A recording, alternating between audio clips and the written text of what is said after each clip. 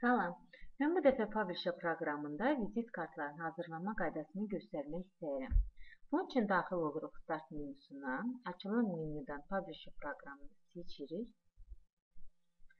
Publisher proqramı açıldıqdan sonra isə burada Business Card bölümünü seçirik.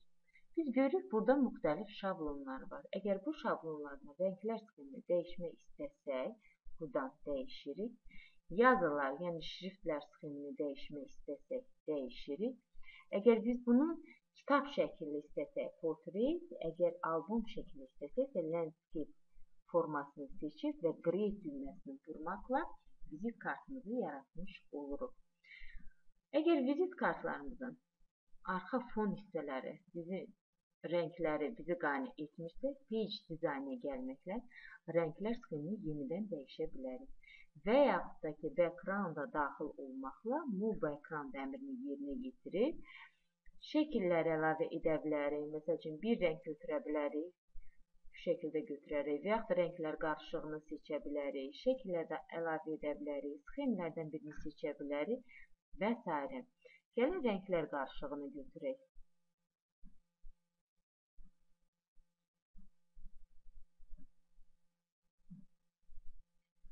Çox rəng seçmək. 2 rəng bizim üçün kifayətdir. Rənglərimizi də artırdıq. Və OK.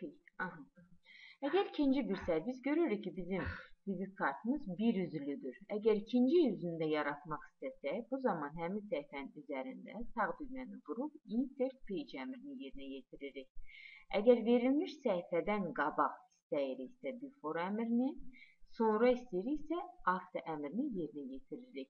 Bundan başqa boş səhifə istəyiriksə Insert Blank Pages əmrini və yaxud əgər vizit kartın arxa tərəfində şirkətin devizini istəyiriksə Create One Text Box on Each Page əmrini, əgər dublikat istəyiriksə dublikat əmrini yerinə yetirməklə ikinci bir səhifəni də yaratmış oluruq. Və fikir veririk ki, biz duplikatını yaratdığımız üçün birinci səhifədə hansı məlumatlar varsa, ikinci səhifədə də avtomatik olaraq onun duplikatı verilir. Və bundan sonra bunları dəyişə bilərik. Biz özümüz, öz zövqümüzə və özümüzün adımıza uyğun olaraq vizit kart yarada bilərik.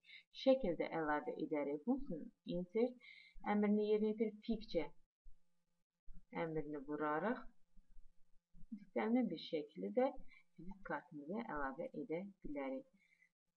Və bundan sonra həmin şəklə forma da verə bilərik, ölçüsünü dəyişə bilərik, müxtəlif formalara sala bilərik və s. Alınmış vizit kartda yadda saxlamaq üçün fayl menüsünə Save As əmrini, Computer və Desktop əmrini yerinə yetirməklə yarada bilərik.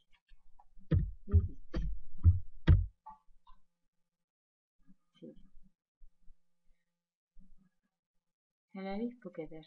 Sağ olun.